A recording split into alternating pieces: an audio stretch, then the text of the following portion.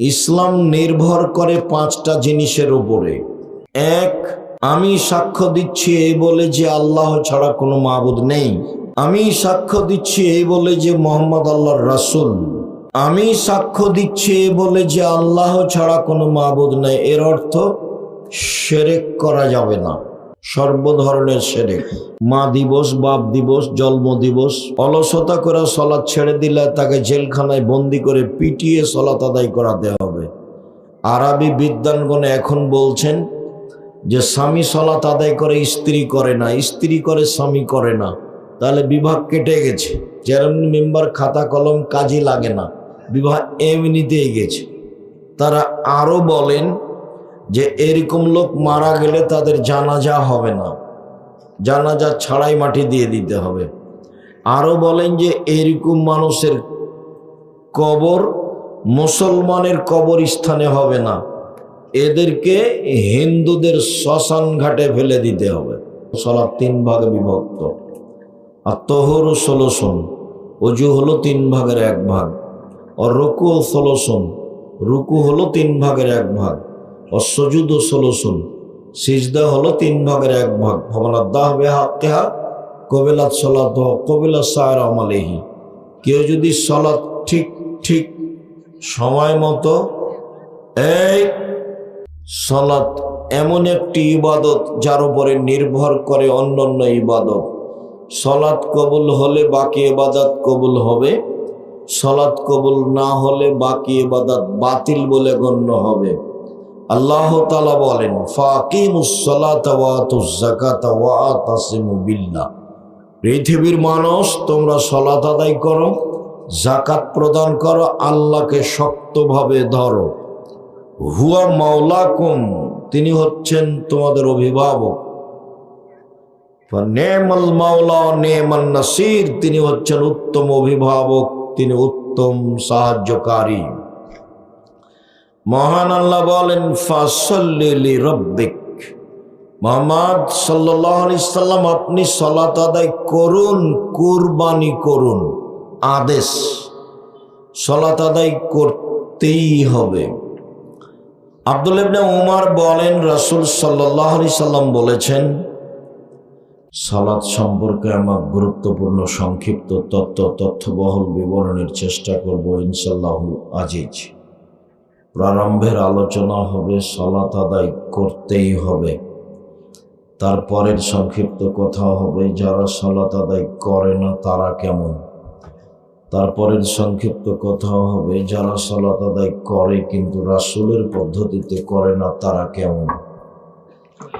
তারপরের সংক্ষিপ্ত কথা হবে কিভাবে সালাত আদায় করতে হবে। সালাত এমন একটি ইবাদত যার উপরে নির্ভর করে অন্যান্য ইবাদত। সালাত এমন একটি ইবাদত যার উপরে নির্ভর করে অন্যান্য ইবাদত। সালাত কবুল হলে বাকি ইবাদত কবুল হবে, আর সালাত কবুল না হলে বাকি ইবাদত বাতিল বলে গণ্য হবে। এ কথাই ঠিক যে ইবাদতের জগতে সবচেয়ে দামি ইবাদত সিয়াম, রোজা। এরপরেও সালাত কবুল না হলে সিয়ামের মতো এত দামি ইবাদত বাতিল বলে গণ্য হবে। হজ একটি বড় ইবাদত, এ কথাই ঠিক।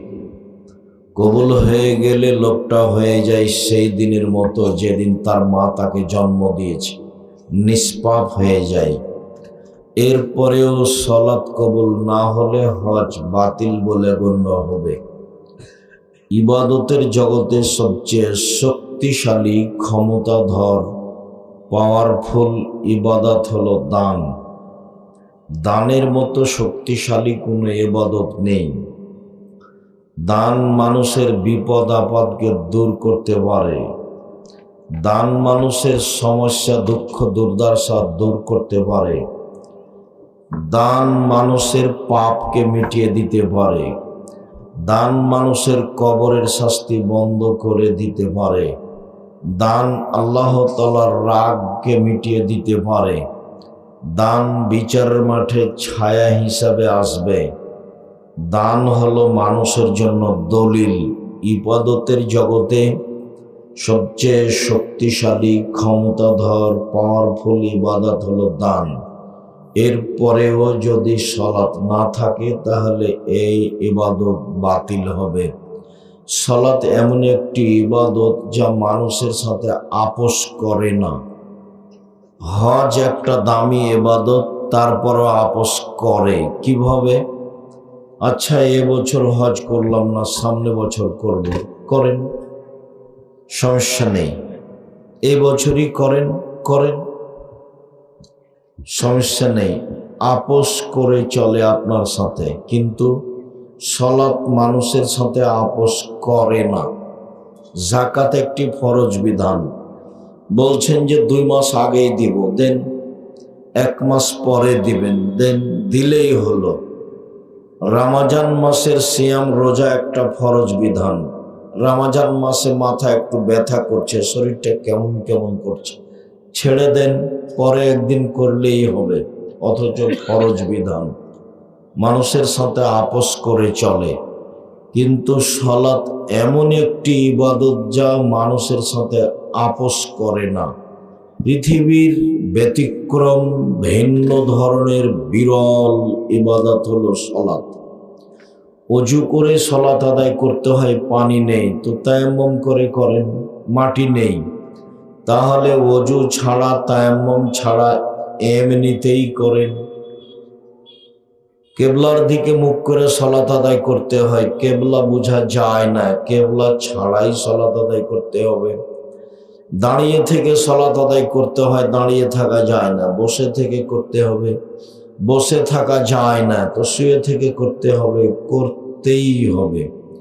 পরিষ্কার কাপড় পরে সালাত আদায় করতে হয়, পরিষ্কার কাপড় নেই, যে কাপড়ে পেশাব পায়খানা লেগে আছে সেই কাপড়েই পরেন।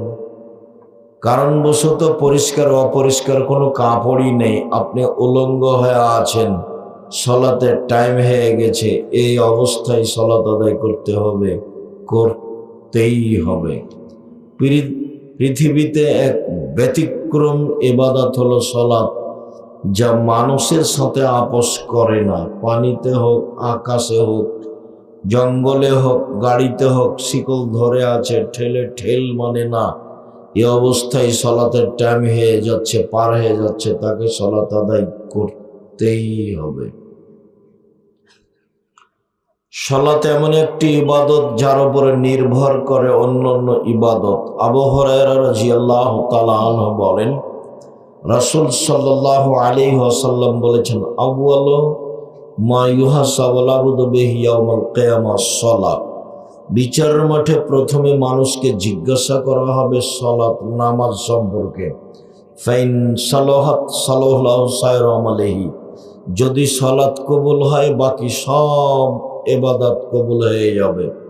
ওয়াইন ফাসাদাত ফাসাদা আলাইহি সায়রা আমালিহি, আর যদি সালাত না থাকে, সালাত বাতিল হয়ে যায়, তাহলে সব ইবাদত বাতিল বলে গণ্য হবে, কোনো ইবাদত কবুল হবে না।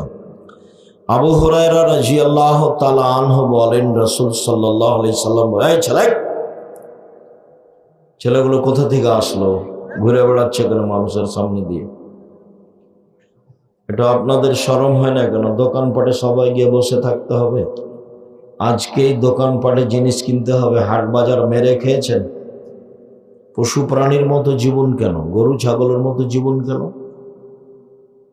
নির্বাচন মানুষকে বোকা বানিয়েছে, জাতির জন্য বোঝা হন কেন? এদেশের মানুষ মনে করছে যে বিবাহ করলেও চাঁদা দিতে হবে, চাঁদাবাজি দিয়ে, অন্যায় দিয়ে, অবিচার দিয়ে, লুটতরাজ দিয়ে, মারামারি দিয়ে, হইচই দিয়ে, দাঙ্গামা হাঙ্গামা দিয়ে সমাজ ভর্তি। তুমি জাতির জন্য বোঝা, জাতির কি করতে পারো? তুমি চাঁদাবাজি করো, মানুষকে মারো, জমি দখল করো, তুমি জাতির কি করতে পারো? কিছুই করতে পারবে না, শুধু জাতির ক্ষতি করতে এসেছো। দোকানপাটে বসে আছো কেন? কোন শরমে বসে আছো? নিজেকে মানুষ মনে করো না? গরু ছাগল মনে করো? পশু প্রাণী মনে করো? দোকানে বসে আছো কেন? আজকে জিলাপি কিনতে হবে কেন? একটু শরমবোধ হয় না, লজ্জাবোধ হয় না, হায়াবোধ হয় না, ইতস্তবোধ হয় না? খারাপ লাগা উচিত। আবু হুরায়রা রাদিয়াল্লাহু তাআলা